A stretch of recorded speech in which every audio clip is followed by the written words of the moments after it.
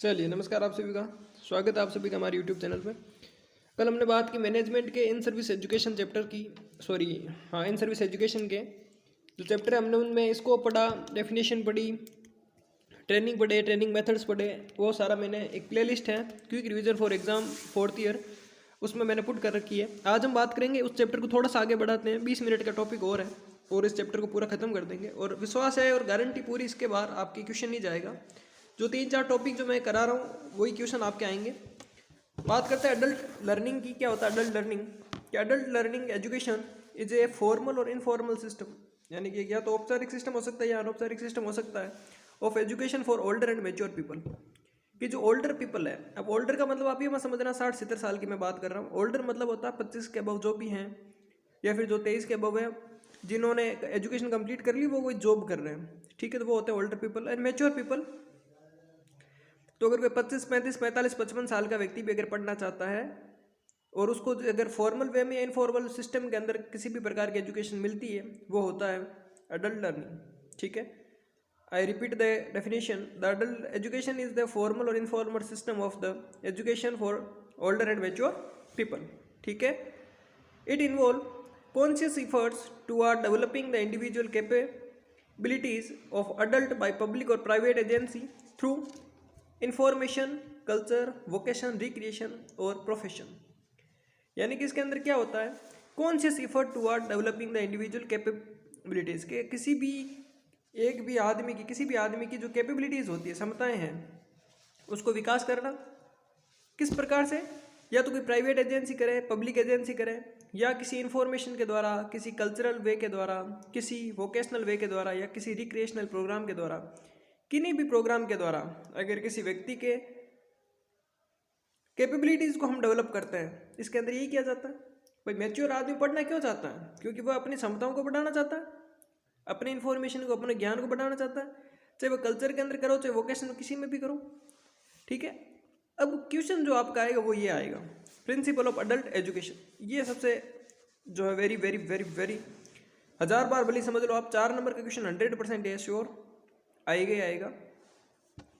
तो इन एक एक पॉइंट को ध्यान से समझना। फर्स्ट हम बात करते हैं need assessment, which means that based on the requirement of the student the teaching and the learning curriculum are organised. मतलब होता है कि आवश्यकता मूल्यांकन।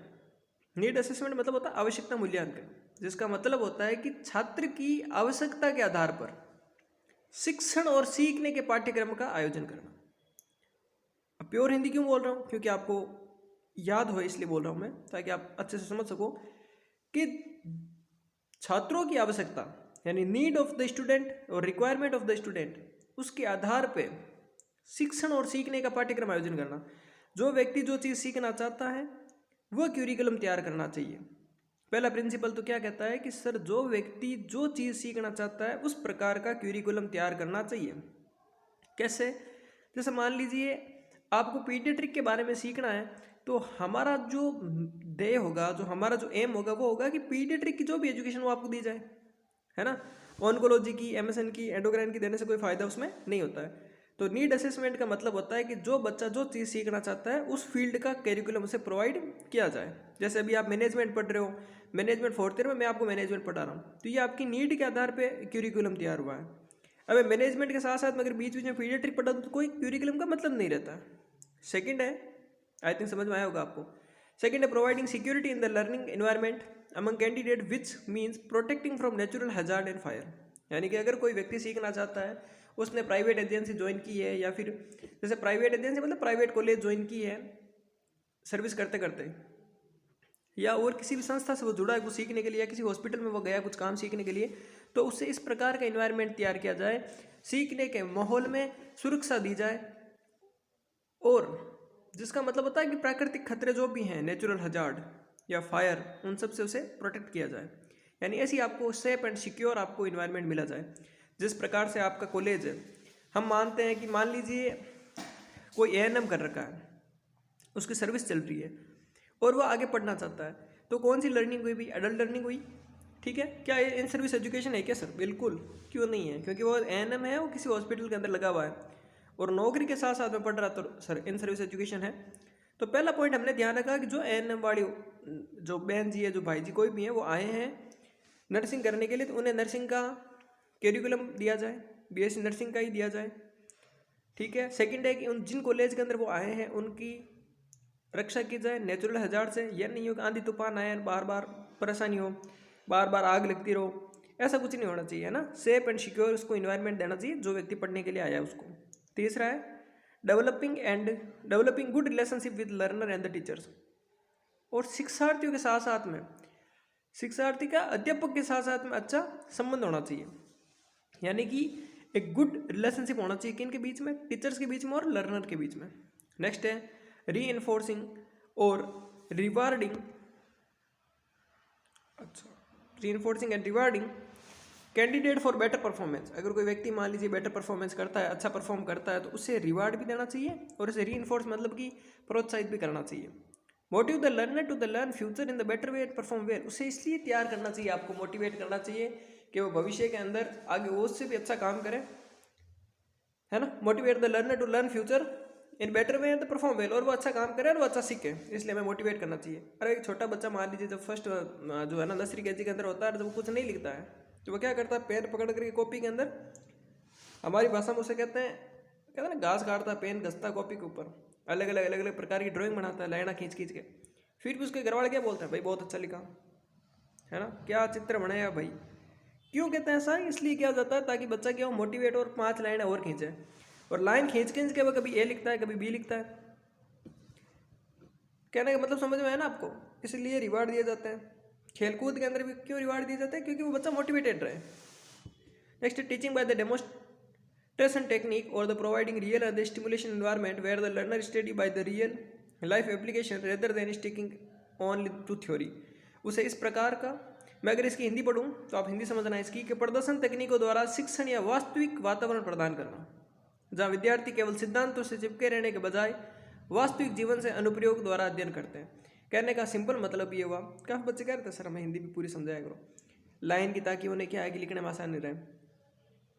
अच्छा हिंदी में समझ में आए, हिंदी में लिख लो। आपका उद्देश्य एक है, पहले आपको 4th ईयर क्लियर करना है। आपका उद्देश्य ये है, चाहे आप इंग्लिश में लिखो, चाहे आप मारवाड़ी में लिखो, चाहे जापानी में लिखो, है ना, चाहे बंगला में लिखो, रशिया कन्नड़ा, जो भी भाषा आपको आ रही है।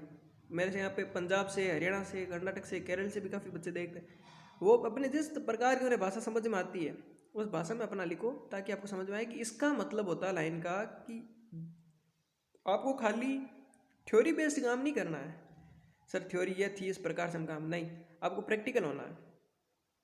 ठीक है, जैसे थ्योरी में सीपीआर बता दिया, थ्योरी में ऐसे सीपीआर देते हैं, आपको प्रैक्टिकल करके देखना है कि वास्तविक में ऐसा होता है कि खाली कहने की बातें हैं। तो टीचिंग बाय डेमोस्ट्रेशन टेक्निक और प्रोवाइडिंग रियल और stimulation environment where the learner study by real life application rather than sticking only to theory. Sticking मतलब होता है कि ऐसा नहीं खाली थ्योरी से चिपके रहे।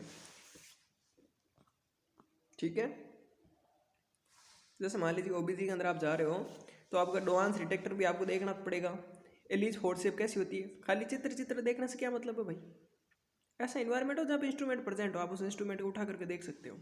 ऐसा इन्वायरमेंट उनको प्रोवाइड करना चाहिए। नेक्स्ट बात करते हैं give respect to the give respect to the student in the decision making in learning. अगर एक लर्निंग के अंदर कोई व्यक्ति अपना डिसीजन बताता है, डिसीजन लेता है, उसके अंदर उसको क्या करना चाहिए, उसकी रेस्पेक्ट करनी चाहिए। यानी कि अगर कोई व्यक्ति निर्णय लेता है तो निर्णय का सम्मान करना चाहिए। Teaching should be A two way communication दस मेकिंग लर्निंग इंटरेक्टिव। किसी भी चीज़ को सीखने के लिए इंटरेक्टिव तब बनती है जब 2-वे कम्युनिकेशन हो। एक टीचर पढ़ा रहा है और आप सुन रहे हो, आपका डाउट सोल्व नहीं हो रहा, तो टीचिंग का मतलब क्या है। टीचिंग वह होनी चाहिए, 2-वे कम्युनिकेशन होना चाहिए, जहाँ आप अपने क्वेश्चन पूछ सकते हो। ठीक है, India is a democratic country where all the people have right to speak, right to मतलब यहाँ पर बोलने का सबको क्या है, अधिकार है। पढ़ा ना छोटी क्लास में, डेमोक्रेसी लोकतंत्र क्या है, लोकतंत्र मतलब लोगों का तंत्र। यहाँ पे बहुत सारे right to vote, right to equality, right to justice, right to freedom, आपके पास बहुत सब चीज़ें हैं। नेक्स्ट है adult education successfully implemented by team work. यानी कि अडल्ट एजुकेशन जो होगी वो टीम वर्क के द्वारा इम्प्लीमेंट की जाएगी। आप किसी कॉलेज में गए, एमएसएन के लिए भी एक टीचर आ रहा है, वही पीडीए के लिए आ रहा है, वही फंडामेंटल के लिए आ रहा है, वही साइकेट्री के लिए आ रहा है। अरे भाई वो कोई रोबोट तो है नहीं कि मशीनें फिट कर रखी है उनके, वो पढ़ा देगा मेमोरी चिप से। तो कहने का मतलब एक टीम वर्क के द्वारा आपके ऊपर कोई भी एजुकेशन इंप्लीमेंट की जानी चाहिए, एक टीम वर्क होना चाहिए, कोऑपरेशन होना चाहिए, कोऑर्डिनेशन होना चाहिए उनके बीच में, फिर आपको पढ़ाया जाना चाहिए। डेवलप साइकोमोटर स्किल, आपकी जो साइकोमोटर स्किल को डेवलप करना आना चाहिए, साइकोलॉजिकल और मोटर दोनों। साइकोलॉजिकल मतलब आपकी मानसिक बुद्धि और साथ साथ में आपकी मोटर वन एक्टिविटी, आपकी स्किल्स दोनों को इम्प्रूवमेंट होना चाहिए उस अडल्ट लर्निंग के अंदर। नेक्स्ट है डेवलप अकाउंटेबिलिटी, आपकी जिम्मेदारी आपको डेवलप करवानी चाहिए, जैसे आपको रेस्पॉन्सिबल बनाना चाहिए। ये नहीं है कि आप वहाँ गए जैसे थे वहीं पे वापस आ गए, आप जिम्मेदार बने, ऐसी अकाउंटेबिलिटी वहाँ पे डेवलप करानी चाहिए। To improve cognitive and effective domains, क्या मतलब होता है to improve cognitive and effective domains, यानी कि आपकी जो कोग्निटिव यानी जो सोचने की क्षमता है उसको डेवलप करना चाहिए। आपके अफेक्टिव यानी कि आपके इमोशंस को वहाँ पे डेवलपमेंट होना चाहिए। अब इमोशंस कैसे डेवलप होते हैं, कैसे आपकी सोचने की क्षमता डेवलप होती है, ये भी समझाऊंगे मैं, है ना, क्या समझ जाओगे तुम? चलो भाई, जिनको भी नहीं समझ नहीं है ना, मेरे को बिल्कुल आप नीचे कमेंट कर देना, आराम से हम आपको पूरी साइकोलॉजी समझा देंगे फिर आप इनके साथ में। Next, explain the future roles that the adult learner are going to face, और आपके फ्यूचर रोल्स, भविष्य के अंदर आपको क्या क्या भूमिकाएं निभानी पड़ेगी जब आप आगे जाकर उस काम को देखोगे। अभी मैं बोलता हूँ डिलीवरी इस प्रकार से करते हैं, मान लीजिए प्लेसेंटा रिमूवल में बोलता हूँ मैथ्यू डेनकन मेथड से रिमूव की जाती है, मैंने नाम बोला, आपने सुना, मैंने पूरा प्रोसीजर बताया, आपने प्रोसीजर सुन लिया, पर जब आप अपने जीवन के अंदर सामने उस प्रॉब्लम को देखोगे, सामने आपके सामने आएगी, तो आपको करना आना चाहिए वो काम। ये होती है क्या फ्यूचर रोल्स, मतलब आपकी क्या क्या भूमिकाएं होगी। मैंने आपको लीडरशिप स्किल मैंने आपको डेवलप करा दी, पर जब आप लगोगे ऐसे नो बनोगे और जब आप उस कुर्सी पे बैठोगे, तब आपकी जो लीडरशिप क्वालिटी जब देखने को मिलेगी, तब पता चलेगा कि हाँ वास्तव में आपने। आगे हम पढ़ेंगे इवैल्यूएशन, उसके अंदर हम सारी ये बातें करेंगे, ठीक है। नेक्स्ट है प्रोवाइड ऑल राउंड डेवलपमेंट, और आपका जो ऑल राउंड डेवलपमेंट है वो भी इसमें होना चाहिए, किसमें, एडल्ट लर्निंग के अंदर। तो ये तो थे भाई अपने प्रिंसिपल। नेक्स्ट हम बात करते हैं evolution of the staff development program, कि स्टाफ डेवलपमेंट प्रोग्राम का किस प्रकार से इवोल्यूशन करते हैं, बात करते हैं। चलो, मेरे हिसाब से अडल्ट जो लर्निंग प्रिंसिपल है कितने मिनट का हो गया, लगभग 7-8 मिनट हो गए, तो इतना इसमें आपको पढ़ना है और 4 नंबर आपके हाथ में, और मेरे हिसाब से कोई भारी नहीं है। मैनेजमेंट सब्जेक्ट का नाम बना रखा भारी है, बिल्कुल भारी नहीं है, ठीक है। नेक्स्ट बात करते हैं इवोल्यूशन की, evolution of the staff development program. और हाँ, एक और चीज़ वापस मैं कहता हूँ, बिल्कुल ही एक्स्ट्रा पढ़ने की ज़रूरत नहीं है, जो मैं पढ़ा रहा हूँ बिल्कुल सफिशिएंट है, ठीक है। ये मत सोचना कि सर का क्या, सर तो बोल के चले गए, ऐसा नहीं है। मैं हम खुद कोई अगर चीज़ काम करते हैं तो आपके भविष्य का पूरा सोच के करते हैं। मैं भी कई जगह पे हिंदी लिखता हूँ, ऐसा नहीं है कि मैं कहीं आपको जल्दी जल्दी में मुझे समझ भी नहीं है मैं आपको गलत समझा दूँ, उससे इतने बच्चों का नुकसान एक साथ में होता है, ठीक है। तो अगर हमने कोई जिम्मेदारी उठाई है तो उसको पूरा करें, कि ये भी हमारी जिम्मेदारी बनती है। तो जो चैप्टर में पढ़ा रहा हूँ वो कंप्लीट ही पढ़ाएंगे, उसमें से फिर कुछ बाहर नहीं जाएगा। आप ऐसा नहीं करो सर ये बाहर गया, और कुछ टॉपिक्स हैं ऐसे, जैसे मैंने बोला रिसर्च में अगर कुछ टॉपिक मैंने बोला कि फर्स्ट चैप्टर में कुछ बाकी वो में हम कराएंगे। इस चैप्टर का बोल रहा हूँ, ये वीडियो आपका लास्ट वीडियो होगा, ये वीडियो इसमें इन सर्विस एजुकेशन कंप्लीट हो जाएगा, तो इन सर्विस के हो गए टोटल 2 वीडियो, ठीक है। इवोल्यूशन क्या होता है? Evolution is a systematic examination of the educational and social program, मतलब होता है इवोल्यूशन एक सिस्टमेटिक एग्जामिनेशन मेथड है। सिस्टमेटिक मतलब सिस्टम वाइज हम एग्जामिनेशन करते हैं एजुकेशन एंड सोशल प्रोग्राम का, या एजुकेशन प्रोग्राम चलाया या हमने सामाजिक कोई प्रोग्राम चलाया, उसकी हम एग्जामिनेशन करने को बोलते हैं इवोल्यूशन, सॉरी इवाल्वेशन। इवोल्यूशन नाम आ रहा है ना, इवाल्वेशन है भाई। इवाल्वेशन के क्या क्या स्टेप हो सकते हैं? तो इवाल्यूशन के मेथड होते हैं, स्टेप होते हैं। फर्स्ट होता है evaluation criteria should be establish, कि सबसे पहले इवाल्यूशन जो क्राइटेरिया है वो इस्टेब्लिश होना चाहिए, कि किस क्राइटेरिया से आपको इवाल्यूशन करना है किसी का, ठीक है, मूल्यांकन आपको करना है। Participant should be given a pre test, और जो भी पार्टिसिपेंट आएंगे आपके पास में, जैसे मान लीजिए आपके पास में कोई ट्रेनिंग लेने आए या फिर इन सर्विस मतलब जो एजुकेशन लेने आपके पास में आए, तो उनका पहले प्री टेस्ट लो। प्री टेस्ट क्यों लेना भाई? ताकि आपको पता चले कि जब वो आए थे तो उनके पास में कितना नॉलेज था, और जब वो आपके पास में रहें और आपसे वापस विदा लेंगे तब उनमें कितने नॉलेज में बढ़ोतरी हुई।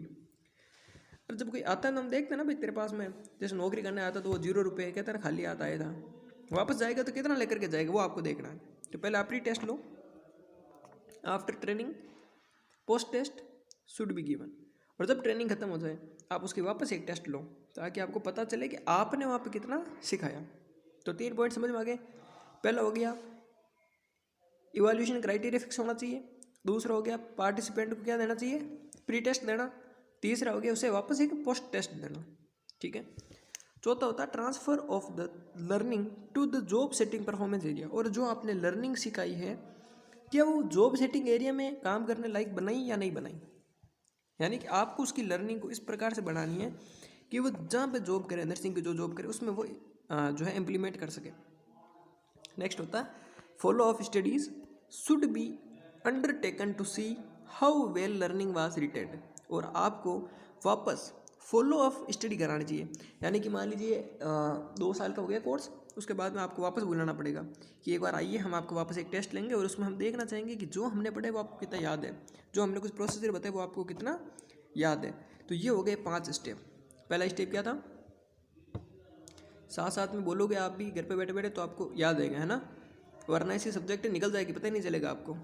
पहला स्टेप क्या था कि सर इवैल्यूएशन का क्राइटेरिया फिक्स होना चाहिए, दूसरा स्टेप था सर पार्टिसिपेंट को प्री टेस्ट देना चाहिए, तीसरा है पार्टिसिपेंट को वापस पोस्ट टेस्ट भी हमने उसका लेना चाहिए, चौथा होता है कि उसकी जो लर्निंग है, जो हमने सीखा है लर्निंग, उसको जॉब सेटिंग है परफॉर्मेंस एरिया में किस प्रकार से ट्रांसफर करना है ये हमें देखना चाहिए, और 5 होता है कितना हमने पढ़ा है उसको याद है, उसके लिए उसको फॉलो अप लेना चाहिए। तो ये हो गया कितना 5 पॉइंट। नेक्स्ट हम बात करते हैं टाइप, ठीक है। तो पहला टाइप होता है formative evaluation. Formative evaluation take place during the training program to monitor the learning progress. जब कोई आदमी को हम ट्रेनिंग देते रहते हैं, उस ट्रेनिंग के पीरियड के दौरान ही हम उसका कोई टेस्ट लेते हैं या फिर उससे कुछ क्वेश्चन पूछते हैं या उसका कुछ इंटरव्यू लेते हैं, ताकि हम ये देखना चाहते हैं कि हमने पढ़ा है कि इसको समझ में आ रहा है नहीं आ रहा, कि हमें अपनी पढ़ाई की टेक्निक चेंज करनी चाहिए। तो फॉर्मेटिव इवैल्यूएशन में कब, ट्रेनिंग के दौरान उसे पूछा जाता है। Test used for formative evaluation are mostly prepared by the teachers. जो टीचर्स पढ़ा रहते हैं, जो ट्रेनर्स वहाँ पे आपको एजुकेशन दे रहे होते हैं, उनके द्वारा ही वो टेस्ट लिया जाएगा, understand, not by the external faculty. The test should be done by the teacher और द ट्रेनर। देखो एक और चीज़ बताऊँ आपको, हमेशा ये कभी भी मायने नहीं रखता कि आपके पास में ज्ञान कितना है, हमेशा ये मायने रखता है कि आप अपने ज्ञान को किस प्रकार से लोगों को समझा पाते हो। हमने खुद ने भी बड़े बड़े यार वो क्या नाम इसका, मैनेजमेंट के टीचर देख लिए, PhD कर रखे हैं, सॉरी है MSc कर रखे हैं अलग अलग सब्जेक्ट में, रिसर्च के अंदर वो है ना MSc कर रखे हैं, आगे का और सोच रहे हैं, पर वो पढ़ाते हैं कि बच्चों को समझ में आना चाहिए। बच्चों को जब समझ में नहीं आए तो आपके चाहे MSc चाहे PhD का क्या फ़ायदा फिर अगर आप एक जनरल स्टूडेंट हो, मैं तो कहता हूँ अगर आप फर्स्ट ईयर में हो और अगर 4th ईयर की ये चीज़ समझा सकते हो अच्छे से और बच्चों को समझ में आ सकती है और बच्चों से पास हो सकते हैं, तो हम मानते हैं आपकी टीचिंग में कोई दम है ना। तो इसीलिए हमेशा किसी की भी नॉलेज के ऊपर मत जाओ, उसमें इतना नॉलेज है, आप ये देखो कि क्या आपको वो समझा पाता है। फ्यूचर में आप अगर कोई कोचिंग भी चूज़ करोगे तो आपको ये क्राइटेरिया पता होना चाहिए कि किसी के नॉलेज के ऊपर मत जाना, आप ये जाना कि आपको क्या वो समझा सकता है क्या। हाँ अगर वो 2-3 मिस्टेक करे तो कोई नहीं, करने दो, पर आपको समझ में आना चाहिए, ठीक है। चलो भाई नेक्स्ट देखो, फिर आप साथ साथ बूस्टर डोज देता हूँ और आपको बोर नहीं हो, वरना फिर आप ही वीडियो देख देख तो बोर हो जाओगे, है ना। चलो देखो, feedback to the trainer by staff provides for modifying the forms and the process of training if necessary। अरे बोर तो नहीं हो रहे हो राजा, ये क्या कह रहा है, नेक्स्ट लाइन क्या कह रही है बताओ। ये कह रही है कि feedback to the trainer by the staff for modifying the form. जो आपका टेस्ट है और जो आपका रिजल्ट है वो आपको बताएगा, जो उस टीचर को बताएगा, सामने वाले लर्नर को बताएगी कि भाई आपने जो पढ़ाया बंदे में कितना दम था, जो क्या ना बंदे में कितना है दम, वो बताएगा कि आपने जो पढ़ाया उसका कितना असर पड़ा, कितना उन्हें समझ में आया, और ये आपका होगा फीडबैक। तो ये कब दे रहे थे, हम दे रहे थे सर ट्रेनिंग के दौरान, ड्यूरिंग द ट्रेनिंग, ठीक है भाई। नेक्स्ट बात करते हैं सुमेटिव इवैल्यूएशन। सर ये क्या होता है सुमेटिव इवैल्यूएशन, देखें कि it take place at the end of program, कि सर जब आपने ट्रेनिंग खत्म कर दी और प्रोग्राम आपने एंड कर दिया, उस टाइम पे जो आपसे इवैल्यूएशन किया जाएगा, आपसे क्वेश्चन पूछे जाएंगे, आपका इंटरव्यू लिया जाएगा,